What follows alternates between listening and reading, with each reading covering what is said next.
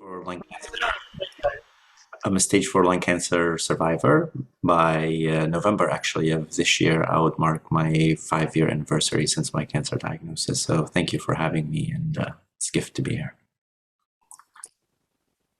It is absolutely our pleasure to have you on board. So obviously we know that this topic can be really quite personal.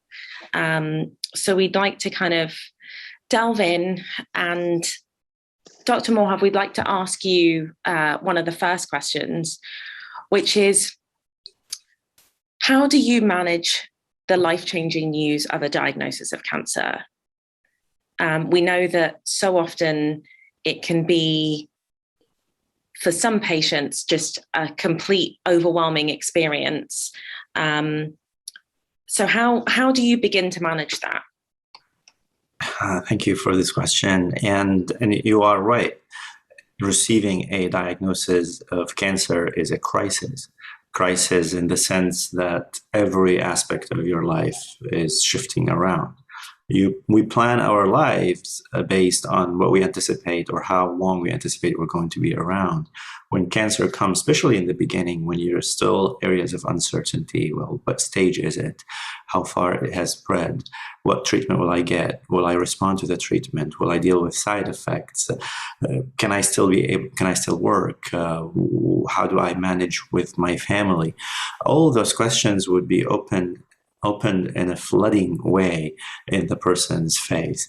That's why many people receive the diagnosis with shock. That's why many people manage or live the first few days, and at times first few weeks or months in shock as well, because there's so many questions, and it's difficult for the brain of the person, especially we're not trained to manage this.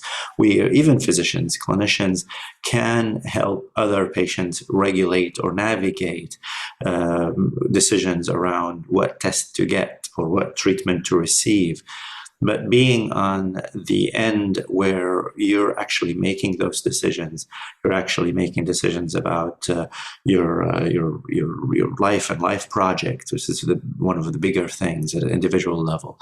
Your family, your school, your work, your friends, how you're spending your time. It's overwhelming. So then your question is, how do you manage? There's a lot of elements in strategies that can be used to manage. Of course, when you're receiving a news this devastating and this difficult, allow yourself to feel the feelings. Allow yourself to be with others who are willing to be with you, so they can hold your hand and support you as you're navigating this. Those are two foundational things: feel and be with others. Then, as you're navigating the challenges or the shifts that you're going to be making across every side or every aspect of your life, learn to categorize, to bracket, to suspend engagement with this, to engage with that. Learn to ask the question. Ask others, how do you ask that question? To connect with survivors potentially, so they can tell you how they walked through this. Learn from multiple people. Of course, every person's experience is unique in its own. But then break things into categories and deal with some, leaving others to the side. If you're dealing with everything at the same time, nothing's going to get managed or regulated. So learning to regulate becomes particularly relevant. Then feel the feeling, receive support from others, learn to regulate, and then take your time. Take your time to work through the challenges and the questions that you have posed to you. Do I have to work? Well, what do I do with my children? What are we going to do with the wedding that we're going? Okay, so those are 3 different topics. Let's deal with them one at a time. Today is Wednesday. We're going to deal with wedding planning for whoever that we're going to go to in the summer. Tomorrow we'll deal with something different. So learning to regulate becomes very important.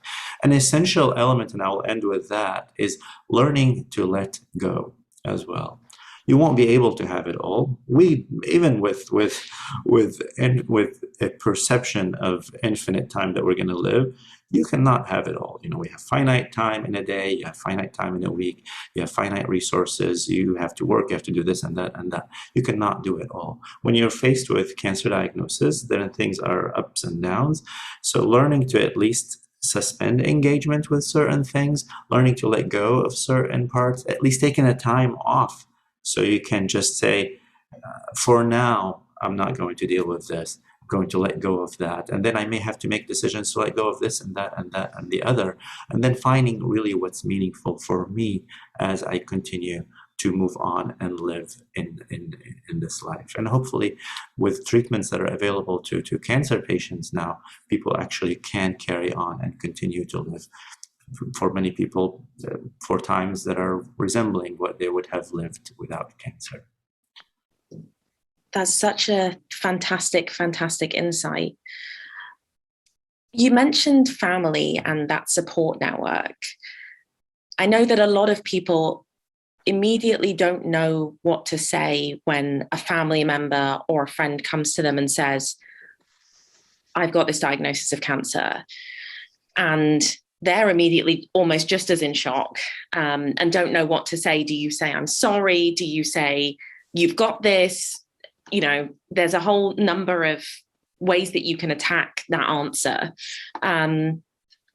But what can family and friends do? What's the first things that they should say? You know, if this conversation pops into their head, hopefully, if they do have a family member or a friend that has a diagnosis, how can they go about being supportive and in the right manner? So let's name it. A person cannot do it alone. So we need family, we need friends around us. Just by being there physically, being there available emotionally, being there available to offer help, you are helping that person. Don't shy, learn to have a space for yourself as a family member to deal with the struggle that you're going to encounter as you're caring for someone who's living with an illness. If your existential fears are provoked because someone else with a similar age, very close, your soul twin is suffering and they may die, you're going to be in a difficult place. So find space for yourself to regulate and to manage and to heal as you're coming there to help the other person. The priority is the person who's having actually the first-hand struggle. So let's focus on who is struggling with cancer first and foremost, without ignoring and without letting things fester if the person is not managing their own struggle as well. So being there for the person is number one. Then listening, coming to that person and being all ears to pick on the signals, not just the words, what the person is saying, what they're telling you with their face, their emotions that are expressed. We express things with so many channels. Being attentive and being intuitive as well as you're picking, recognizing what the person is saying, is telling you, what they're going through, and listening to them. So letting them express and validate that I see you, I hear you. I can understand what you're going through. It is okay. People say, I can never understand, can never imagine. Well, that's fine, but you actually could understand if you try hard enough. You can draw on your previous struggles. You can draw on witnessing somebody, on the loss of a loved one. Don't have to talk about that. The space is not about you to talk, but you can draw on those experiences so you can come to understand. So being there, listening becomes important. Supporting is essential. People who just are there or just say, oh, I'll be there for you, but they're not following with actions, they're hypocrites. And we, cancer patient, we will call when we see it off a mile ago. So please, if you're going to say you're going to be there, please be there. If you're going to say, hey, I'm here to help you and be there with you, please be with us. Don't just sell us words. Don't just pity us with, oh, I'm sorry you're dealing with this, and then you just fade of the face of earth. Be there with a person, support and give and act on the promises that you give for that person, because we're sensitive and we need you. We need you. We want your help. We need your help. So please do that for those who you care for, or at least you think you care for them. The help is very important. In a sense, act in the world to make that person's life easier. And it's the particular kind of help that you need to do. You have to be thoughtful with the kind of help that you're doing. Make their life easier. Don't make it harder. That's the worst kind of help. You know, a lot of good intentions that lead to terrible things in this world. So be thoughtful, be intentional, make sure that your actions in this world is actually helping the person make their conditions more manageable. Be there, listen, provide support, and then when you're providing support and help, do it thoughtfully, do it effectively, so the person actually can feel they're not alone, and that they feel they're helped and their lived experience is more manageable. Thank you very much, Dr. Morav. Be there, listen, provide the very real help, support. That is very, very insightful. And Dr. Sam, you can chime in this next question, which is about, should patients be seeking second, third, or even fourth opinion? How long can they delay before starting the treatment? You know, these are questions that, you know, do I really have cancer? I'm well. Doctor, I'm well. Your test may be wrong. Should they be seeking second, fourth, or even fifth opinion? And how long can they wait? That's the question. Thank you. Yeah, good question, Tony. I think there's no harm in asking questions. There's no harm in, you know, if you want to seek second opinions, I think it's a very reasonable thing to do. You're right to say that, you know, some cancers and some not just cancer diagnoses, but other diagnoses, there is a time pressure as to when, you know, to start treatment to have the best possible outcome. And that varies by cancer type and by the stage at someone's diagnosis. You're right to say that some people don't have any symptoms before they get diagnosed with cancer. So they might rightly say, well, I feel fine. Are you sure? You know, and we know that no test is 100% perfect. So yeah, I think it's very reasonable for patients to enter in a conversation, ask, how sure are you? You know, is there anything else that needs to be done to confirm the diagnosis? But I think we know that the earlier cancers are diagnosed, the earlier they are treated, the better the outcomes are. So that would always have to be kept in mind in terms of, if you were going to seek a second opinion, don't sit on it, don't wait, you know, get on and do that quickly. Yeah, and I think most, you know, these days, all physicians are, you know, trained in sort of shared decision making and, you know, working with the patient in partnerships. So I think a lot of people would be very open to having those discussions and offering, you know, advice about who to speak to and how to access that second opinion if they wanted to. Thank you very much. Early diagnosis, we all know that it's the key. But Dr. Morav, patients might say, look, I've been having the symptoms for the past 6 months, or even I've been going to the loo, as far as I know, the past 3 years. Why do I need to go in the next 2 weeks? Why now? Why can't I hold on before starting treatment? So do you mean, so there are two sides to here. Sometimes we have symptoms that we sit on for quite a long time without knowing what's taking place. And there are many reasons for doing that. One of them is fear of receiving a serious diagnosis that will be life-altering. And that I can add to it, sometimes there are stigmas around cancer. If I get cancer, I'm going to die anyway. If this is cancer, treatment's not going to help. I'm going to be living in misery until I die. So what's the point in even seeking care? So you see, there are so many complex... Sorry, 1 second. Sorry, no, that was an accident. I apologize about that. I don't know why my series called somebody else and they got on a FaceTime. So I'll have to call them after and apologize. This is insane. I don't know if it's a sign. I was saying people can sit, and any person can be myself, and there's no judgment in that, can sit on a symptom of fear of receiving a diagnosis, at times having a perception that if I have this diagnosis, nothing can be done and that the course would not be changed. This is actually a false statement. This is a false assumption. There are tons of treatments for cancer today. So one of the very, very important messages that we need to put out, if you have cancer, as Dr. Sam said, the earlier you get it, the better. You have options. If you're having symptoms, then go seek seek finding what's going on, and then receive the treatment when you have it. To say that I had those symptoms for a while, then why now jump on it? That might actually be, I mean, for some cancer, for example, prostate cancer, one of the options for management is to do watchful waiting. And that's fine if the person is with particular stages and particular kind of cancer and particular health status. So that can be an option. But to make that decision, it is, as Dr. Sam said, it's shared decision. Go to the person who knows how to guide you through it. This is a trusted provider that you can have a conversation where you can lay out the options for management and the consequences that would come after each options. What's the win, what's the loss, and then you can make your decision properly. So that's my advice in that space. Thank you very much. I'm going to pick up on the point you made last, a trusted person.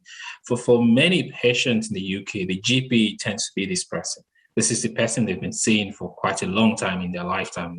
In the US, that will be the family physician or family doctor, So, Dr. Sam, to what extent does the GP get involved with the patient? We know that the GP has picked up this sign, referred this patient. Patient is gone to the hospital.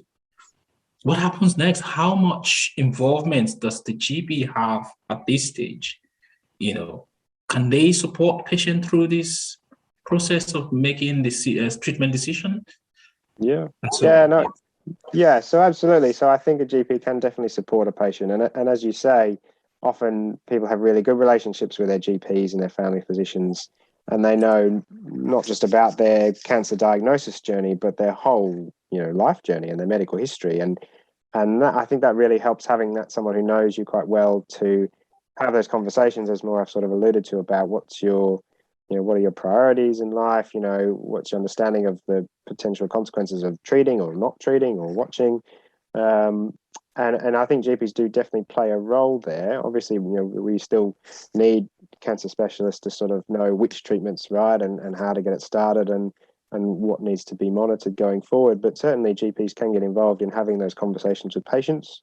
I know there's even been trials in the Netherlands of what they called a time-out consultation. So for elderly patients who had a new diagnosis of cancer, where the decision about whether to treat and what treatments to use is a little bit more grey, they trialed a process of these patients got a new diagnosis. They went and sat down with their GP, having been counselled about the diagnosis by a specialist, and then talked through their options before then making a treatment decision.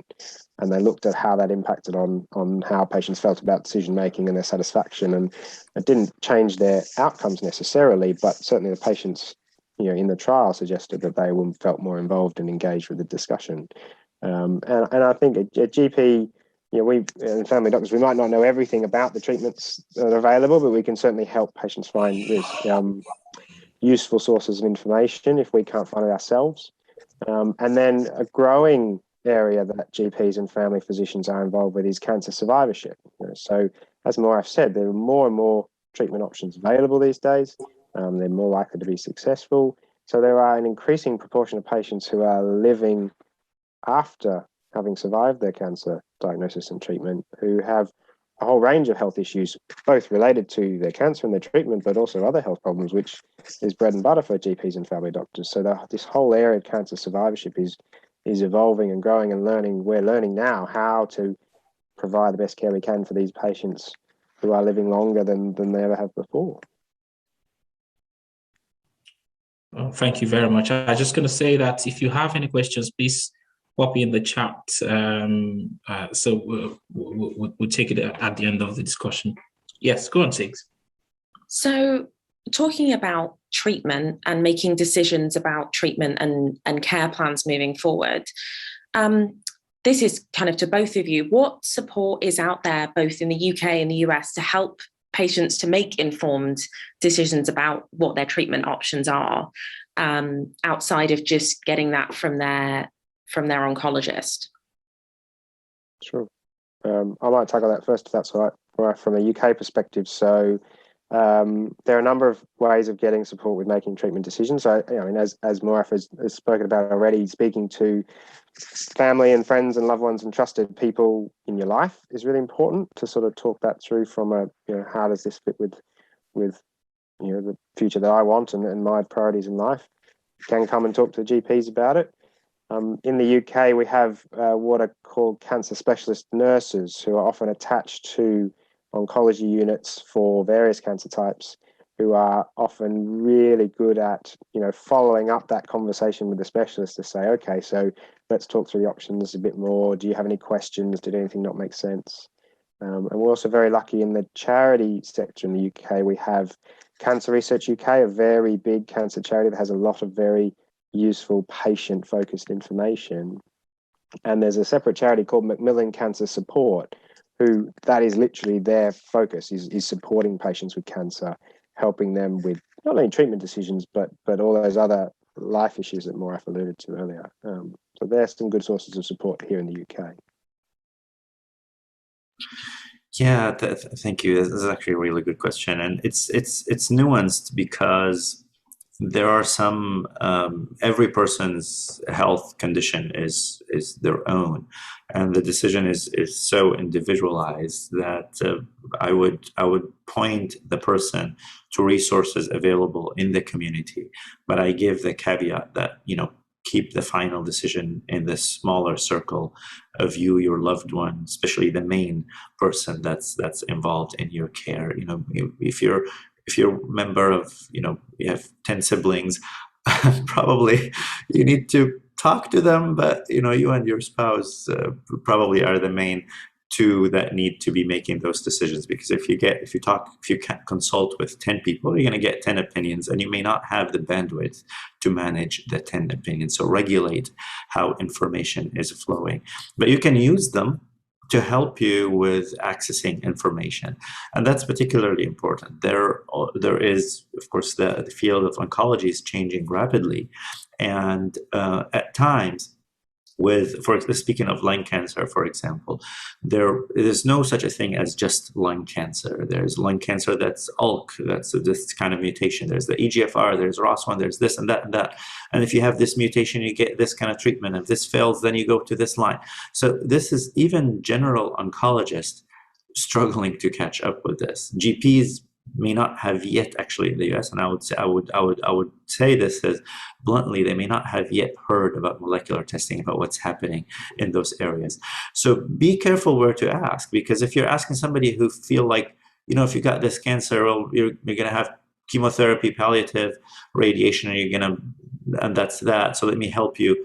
Let me just make it sweet for you so you can manage end of life situation. This is not the right person to consult. Then we want to make sure with whatever health condition or whatever cancer diagnosis that you're going to the resources that actually have the wealth of knowledge, have the cutting edge stuff.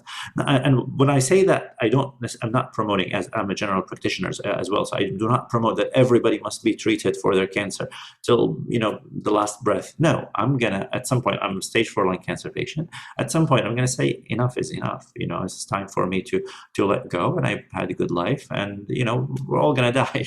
Sorry to break it to everybody, but we're all going to die at some point, whether after receiving 5 lines of chemotherapy or before. So there are some spaces for that kind of conversation. But again, choose the main people that are going to make the decisions with you. Go to the sources of information. Sources of information, as same thing in the US. Here we have foundations that put patient-facing sites that you can actually visit. There are patient-led support groups that are disease-specific. Make sure to connect with them. And as I'm saying that, it's all about the information. There are a lot of information that are nonsense out there, just like the information about COVID, which is a disease. We have a lot of misinformation with any disease, cancers, especially. There are a lot of misinformation.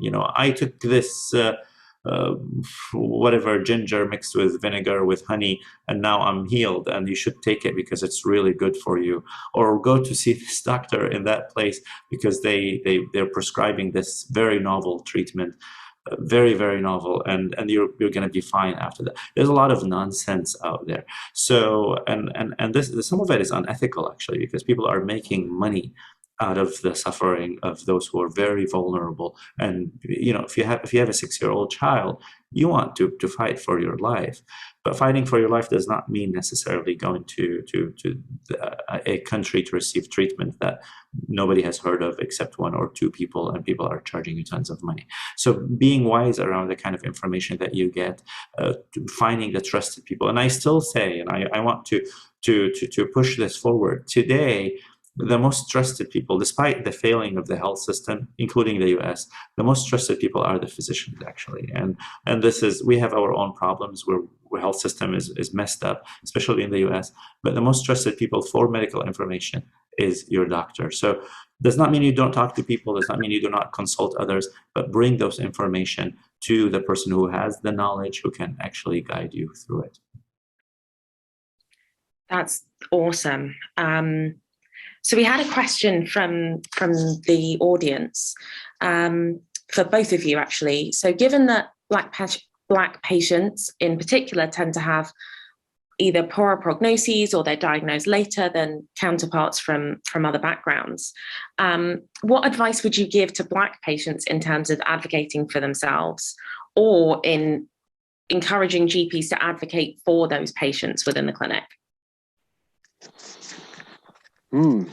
Yeah, really good question. I think, I wouldn't say I'm long in the tooth in this game. Still relatively early career in research myself, but my feeling lately is that I think the challenges that Black and minority ethnic patients face in their cancer journey is much better recognised. I mean, Tanny's a great example of this, that he's been funded by Cancer Research UK to try and look into this further, and he's probably actually better placed than us to answer this question. But I think, I think if you're not satisfied with the support you're getting from the people you have around you, then keep searching. And most GP practices in the UK have a number of GPs working there. So if the doctor that you're registered with or that you've seen in the past isn't satisfactorily supporting you, ask to see someone else. Keep asking, keep pushing at that door if you feel like you're not getting the support you need, because there are definitely people in the health service who want to help anyone. It doesn't matter the color of your skin, your beliefs, whatever. We certainly in the NHS, in my experience, the people who work there want to help genuinely, whoever you are. And if people feel like they're not getting that support, then ask someone else. Keep asking, keep pushing at that door.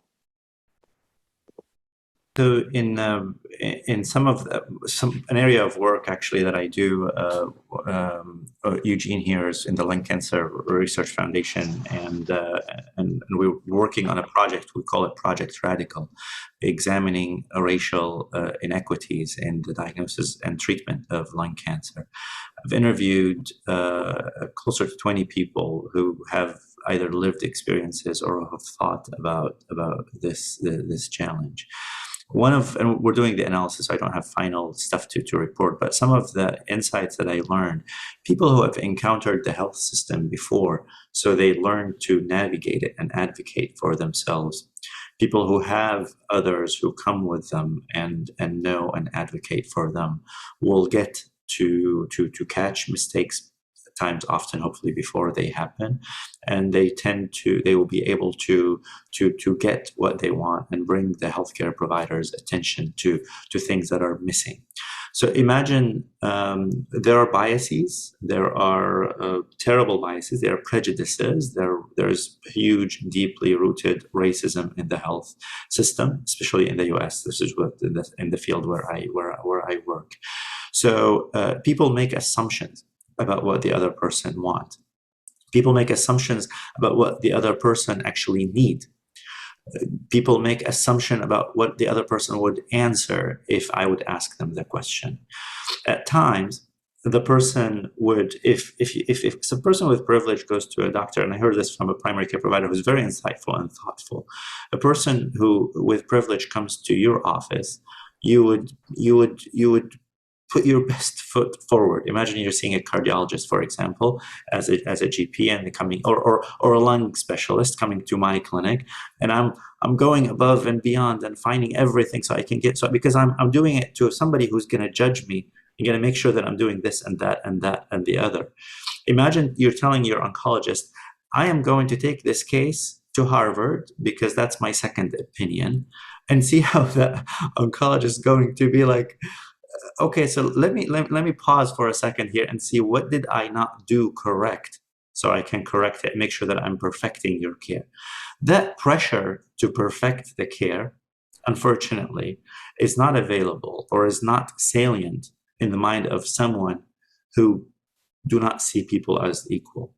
And we're dealing with those prejudices and people coming to recognize and call out their own racism and their own views of the groups of the world, that, you know, the poor or the person of color or the immigrant or the person who speaks with an accent or the person or woman when it comes to in certain spaces. So any dichotomy or any binaries where there are associations where the person can perceive as, you know, that person is going to call me out if I do not do it perfectly, then they're going to see some problems in the care, and this needs to be researched and this needs to be investigated. But we're seeing the outcome of it. So how do you manage if you are in the place of being disadvantaged? In a sense, you're perceived by that person subconsciously as, you know, they're not going to give you that treatment that they would give for the lung specialist because they're not seeing you as equal to the lung specialist. They're going to give you the, you know, what they would give to the average person, and that's what they're going to say. And they're checking some of the boxes, but not all the boxes. So then you have to go and learn and put yourself, if I were that lung specialist, what would I get? The best of the treatment, what would that be? What is it like? So you come and you empower yourself that I deserve the best treatment that's out there. I am worthy of the best treatment out there. And it's terrible that I'm having to say it this way, because yes, every person is worthy of the treatment that the best, not the best person, the best state of the art of the science can offer to a person. You build those checkboxes and you make sure that they're actually offered to you. And that's my advice, because yes, everybody deserves those best treatments. And unfortunately, they're not given that. Yeah, I just wanted to add that I've never been in this situation. Of course, I've had families who died of cancer, and Dr. Morav hit the nail there. Sometimes when doctors are speaking, especially in hospital, the languages can be very, very strong, especially for someone who is in shock of the news. A patient once told me that they went to their doctors with their advocate. So in communities in the UK, there are people who are advocating for patients from ethnic minority, Black patients, and they've taken time to learn a lot about cancer. Many of them have suffered, they've lost family to cancer, so they know some of the things a Black woman with breast cancer may not do well with in terms of treatment. So sometimes it's good to use those services. And a mentor once said to me that if your doctor says is, don't take a no for an answer. You know, press them hard, you know, seek a translator sometimes if you need to, you know, in that situation. And this sort of point. So I'm just going to quickly move on to the next question, which is about preparing for treatment. You know, we hear a lot about diet, exercise. Do patients need to make some lifestyle changes before they start their treatment, or do you have any advice on what they should be doing at this stage? More, I've probably got personal experience of that. I can talk about the general advice. I think, you know, I think we know that the better state of health people are in when they go into these often quite, you know, extensive surgery, or, you know, really heavy duty chemotherapy treatments, or, you know, whatever treatments are appropriate for them. The better state of health they go into to start that treatment, the more likely they are to get through it, the more likely they are to come out the other side, you know, and recover better. So, you know, I think the general health advice about, you know, diet, exercise, you know, healthy weight, you know, trying to minimize alcohol, all that definitely helps. And certainly, you know, more and more attention is paid to that these days, I think, in terms of optimizing patients' health prior to starting treatment for cancers. I think that's part of it. I don't know if you have any. You've probably got better insights than me into that, Morav. Yes, no, I completely agree. And I think making the lifestyle changes that would optimize other health management of other health conditions. For example, I mean, cancer doesn't affect people just by itself. Sometimes a person has diabetes or high blood pressure or this or that or the other. So managing other health conditions so you can optimize your health as you're dealing with cancer, I think that's a good advice. So for that, you might have to make some changes to be healthier, and I agree with Sam. The healthier, the better. It's not always intuitive. Some people feel like I need to become vegan. Well, I became vegan, not vegan, became pescatarian for moral reason, really, not much for health reasons, which is a choice that the person could consider. But that's I'm not doing it specifically to get better at managing my cancer.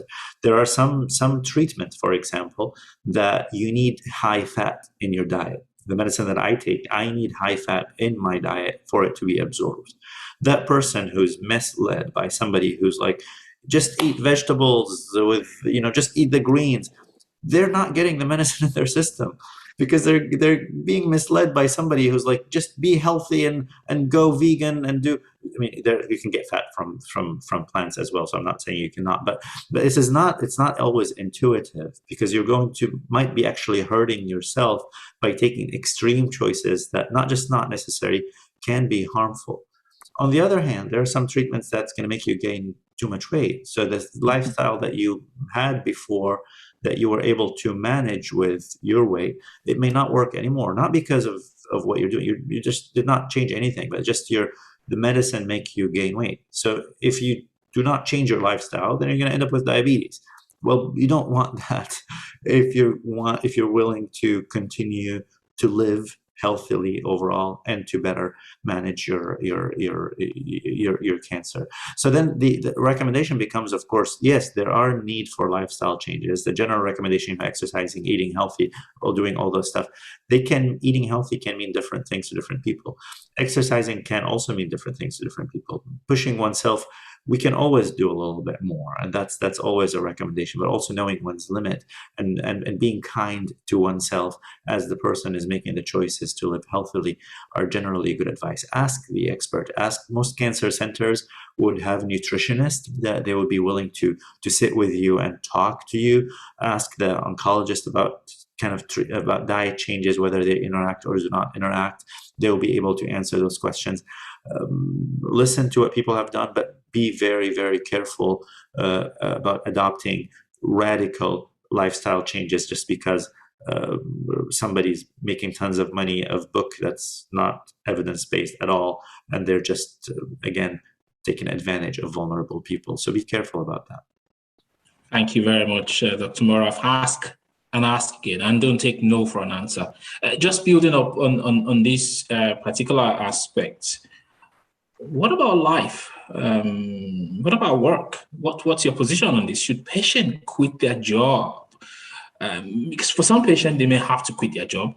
Others maybe not. But what's your position as a clinician and more of as someone who's gone through this? Do they have to quit their job? Does the job get in the way of treatment, or can it actually enhance treatment? I think we should all quit our jobs and go to Hawaii. Sounds good. That would be fun. But I will take that back. I was asked that question. I moved from Indiana to Seattle to continue working, and I'm a physician and I am a professor and I'm a researcher and I want it to carry on. So people would say, what are you doing this? Shouldn't you be somewhere where you're enjoying life and vacationing?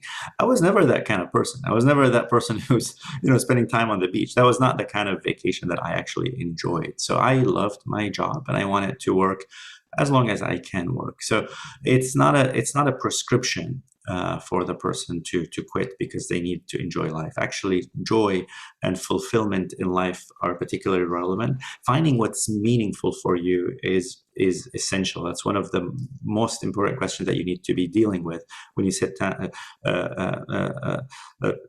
what about life? You know, what's about life? I was like, wow, we're talking philosophy now. I like it. Now it's getting to be fun.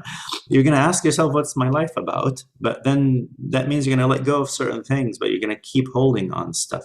You might have to let go of some hobbies so you can actually work and maintain something meaningful. You might have to cut down on work. I cut down work from 100%, or people can say 150%, most physicians work, to an 80%. And I'm very strict at working only about 32 hours a week. That's what I do, because because I want to enjoy other things in life. Take time off work early on, very important, so you can manage, so you can, cancer is a full-time job, so you need that time off work. And you need to, periodically, you need to have some sensors about, you know, how am I doing? Do I need to take a little break? Do I need to take a day or two to just heal? Some people around their scans, if they're getting through surveillance, that 6 months or annual, it's difficult, very emotional time. So make sure you have space for yourself to take care of yourself, and take the time off if you need to. And I think every health system, every system should be able to accommodate that. And in the US, we have the FMLA, family medical leave. We have paid medical leaves as well. And we have, at times, if the person can afford some decreasing, becomes the optimization here. You know, can I afford to still manage with an 80%, 90%? No, maybe I have to work a little bit more, but do I really need to work 2 jobs to be able to live? Some people do, and this is the unfortunate reality of our world. But that's a question that needs to be answered individually. Thank you. But Dr. Sam, do you have anything to add to that? No, I think that's a very comprehensive answer. Thank you very much. We have an important question here from the audience, and the question is referring to this difficult time we have with COVID. That sometimes it's difficult for you to take a patient or an advocate, or a friend or family along to the hospital. Could you ask that the appointment or the consultation is recorded, so that when you get back home, you can play to this close friend who can help, and so they can, advise on what to do. So the question is, is it possible for patients to ask the question? It's certainly possible to ask the question, and I do have family experience of this recently, not related to cancer, but my wife, who's also a physician, wanted to join her father in his consultation with his specialist, and she couldn't be there in person, and she asked to join on the phone, and the specialist was actually quite resistant to it, which we were quite surprised about. So, I would certainly say ask the question, and I mean, if someone's happy to tell that to a patient, and as long as the patient consents to share that with a close loved one to help support them and understand the information and retain it, then I think that sounds like a reasonable request. But I think it really does need to be open. Covert recordings will damage the trusting relationship there between patient and clinician and carers and stuff. So I'd encourage people to be open about it, to explain why it's important to them. I mean, COVID has also driven us to do far more consulting by telephone and video link than we used to. So, I mean, we're all joining this call from different parts of the world. So if the technology's there in the clinic, then, why can't someone dial in if they can't be there physically because of coronavirus restrictions? So I think I would say, yeah, definitely ask the question and explain why. So it's important to the person that you're going to consult, and hopefully they accept that with an open mind. Thank you. Thank you very much. I'll go back to Six now. So we're talking about, treatments and the options available, and we talked about diet. But when it comes to complications, when it comes to treatments, so whether that's side effects and all of those kinds of things and how they can impact on different communities, are some of these complications avoidable? Or is it just that actually in every chemotherapy case, in every radiotherapy case, there are always going to be these side effects? So I can try to answer some of some aspects. Of course, every person's side effects happen. If you look at the studies, they will tell you the proportion of people who've encountered side effects. So that means, when they say 30% of people have this, that means the other 70% did not have it. So it's not a must. So some people have those symptoms in a severe range. Those are usually less, a smaller number of people than the ones who would have it in a larger number. The implication of this statement or this reality also, treatment for cancer does not mean a terrible complication for every person. So that's something, and almost it's difficult to predict. You might say, well, in my previous chemo, I had this chemo might have, that's probably more true than not. And there are some cumulative dosing, and it's a complex thing, but at the same time, knowing that if they happen, there are some management options that are available and that need to be available to people. A lot of our colleagues in the palliative world know how to make the person's lived experience when they suffer more manageable. So don't be shy of asking for the palliative team to be involved. Actually, I talked to the palliative team early on. Does not mean palliative care, I'm speaking here especially in the United States horizon. Palliative care does not mean hospice, does not mean hospice means that's the end of care, end of life care. Palliative care is the group of specialists who have experiences in making the cancer experience or other disease experiences in its advanced stages more manageable, and they help you deal with the symptoms as they come. So they have a lot of experience with that, and at times lifestyle changes can be good to keep the person going. For example, for me, I love my naps in the afternoon because they're good. And when I wake up, I have another day. I drink coffee when I wake up. I have 1 cup of coffee in the morning, 1 cup in the early afternoon, and almost my day is double days because I can still do a lot of meaningful work and activities in the early part and the other part. That's because I deal with fatigue. That's not because I enjoy sleeping. I love sleeping, but I'm dealing with this. My way to manage my fatigue. I also know that if I am going to exhaust myself with this or that fun activity, I'm going to pay the price the next day. Doesn't mean I don't exhaust myself. That doesn't mean I do not have fun, but at least I'm aware of the consequence of this and I regulate and I manage. Same thing for other GI symptoms. Of course, you start to recognize this food's actually not fitting for me. Maybe I should avoid it. Maybe, that hot, spicy stuff is going to burn my stomach from my GI system from my mouth to the bottom. So maybe I will just do it once every now and then. So those are some rational decisions that you make for yourself. Or you'd be like, no, actually, I love it so much. I'm going to do it all the time and I will accept the suffering. That's your choice as well. So that's a conversation that you have in your head with people that you love. And you can talk to your doctor about them as well. Dr. Sam, do you have any input on that one?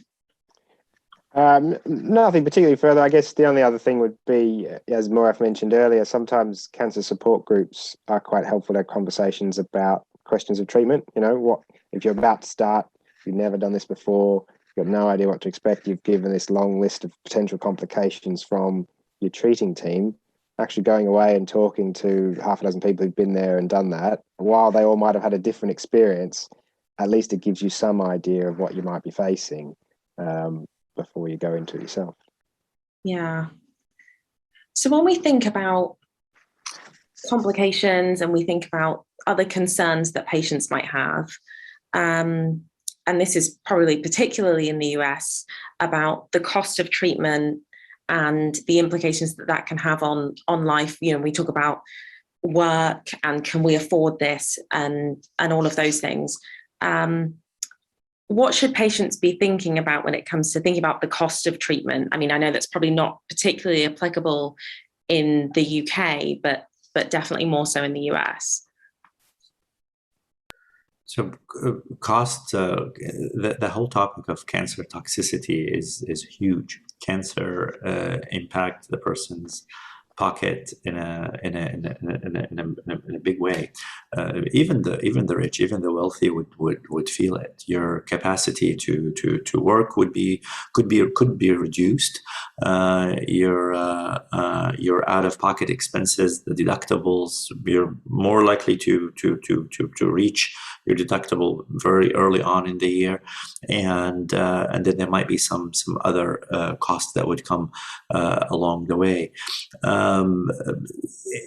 If people, many insurances, even Medicaid, would cover cost of the treatment.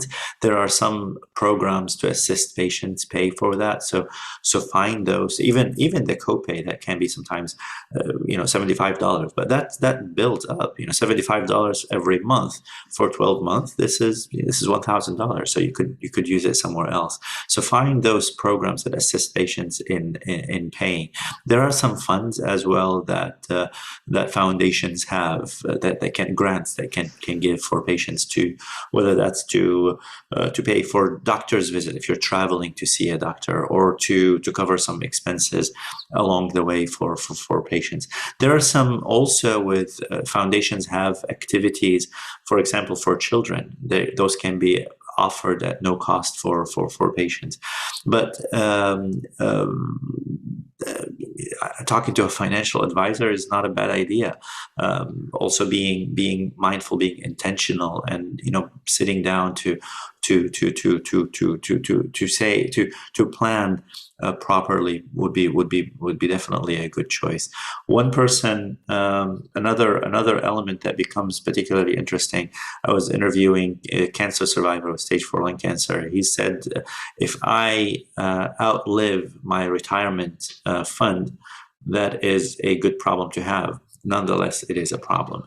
So you're making decisions about how long you work and how much you work, because you're also saving for some retirement. But you do not know, and that's the uncertainty with cancer, especially with availability of novel treatments. You don't know, is this going to be 5 years, 10 years, or 20 or 50 years? I'm 38, so I hope to live until I'm 88. That's 50 more years. It's exciting, but it could be 5 or even less years. So how do I plan my retirement? My suggestion here, and this is how I live my life. I live my life in a bi-modal way, or actually by combining two attitudes about living. I live my life as if I'm not going to live for very long, as in like, I'm going to live for a year or so. And I live my life exactly as if I'm going to live for 88 years. So my choices have to fulfill those two criteria. Imagine if I'm going to live for 1 year. Am I doing exactly what I want to do to be ready to die in 1 year? I must be able to say every moment, yes, I am. Imagine if I live 88 years. Am I prepared for that journey, or am I enjoying that ride for that long and fun trip? I have to be able to say yes also at every moment. So that becomes a framework for making your decisions. If you cannot tip on one side or the other, and this is a capacity in self-regulation that will grow over time. This is part of the resiliency and strength that comes with cancer. Yeah. Certainly in the UK, the financial system relating to cancer treatments is quite different. The NHS, one of the virtues of it is it's free at the point of care for those who need it. However, the NHS budget is not infinite, and there are thresholds that treatments have to meet in order to be funded by the NHS, and not all cancer treatments are available in the NHS. And private cancer treatment does happen. I have a few patients on my list who are receiving private cancer treatment as opposed to treatment through the public health service. And I guess the insights I would have there is that I think people need to be aware that not all treatments for your cancer may be available in the NHS, because it's not deemed to be cost effective enough, or it's not available here. So people might have to look further afield if their particular cancer needs a treatment that's not available in the NHS.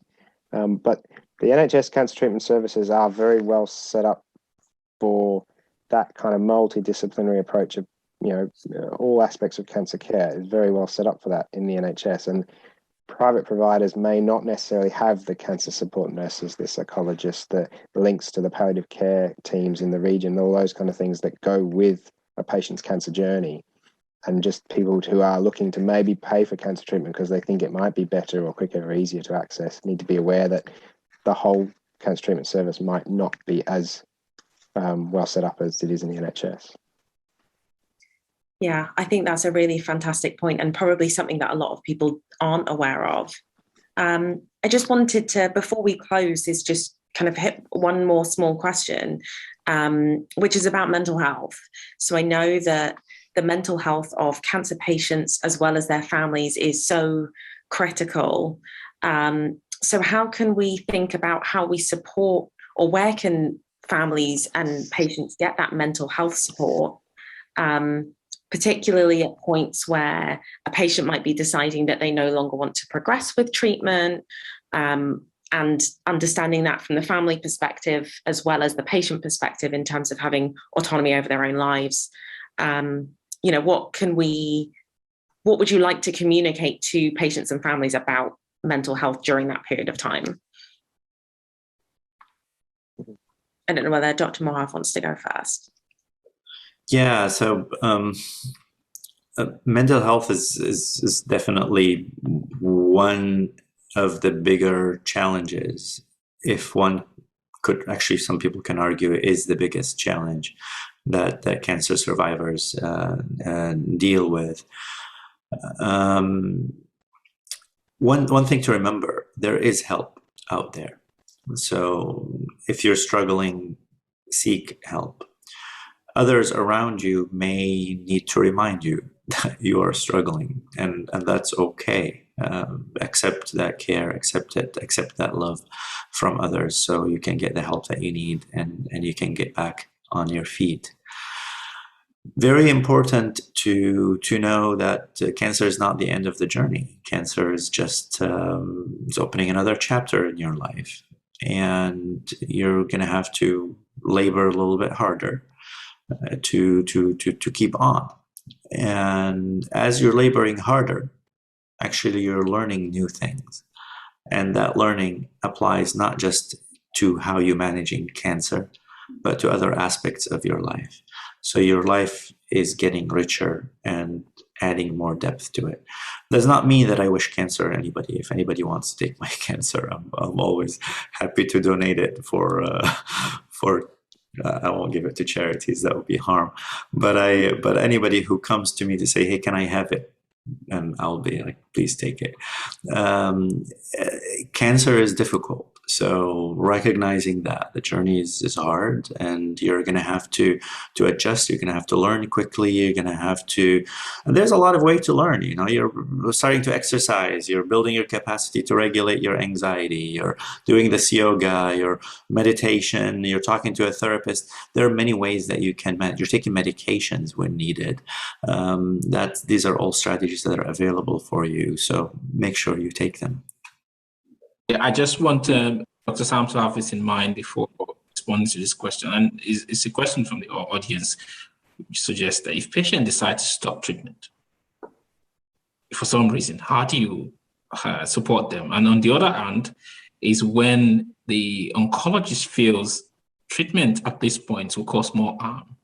How do you prepare patient, and family for this? Yeah, no, thanks, Tony. So I guess, there's a few things there. The only thing I would add to the previous question about the mental health challenges of managing cancer diagnosis, and I fully recognize I'm not speaking from experience here, but the thing I would say is that cancer patient, you are not alone in this. There are people around you. There is ways to access support, whether that's through your family, through your community, through your church, if you are religious, through cancer charities that are around. We're very fortunate that cancer is recognized as a major health issue, and there is support out there for people. So please don't feel like you're alone, because that can have significant impacts on people's mental health in a cancer journey or in life.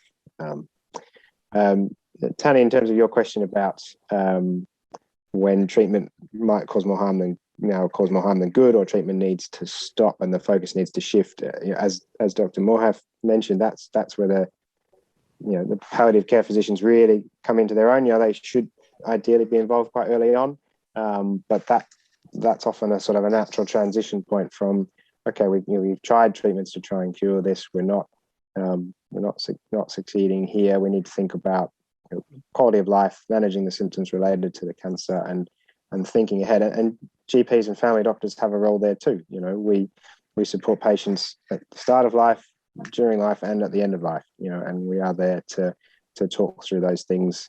If that news of, oh, I don't think this treatment's going to work for you anymore from your oncologist is a bit of a shock or is hard to process, then come and talk to your family doctor, talk to the palliative care physicians, talk to your family members about it, and work through that.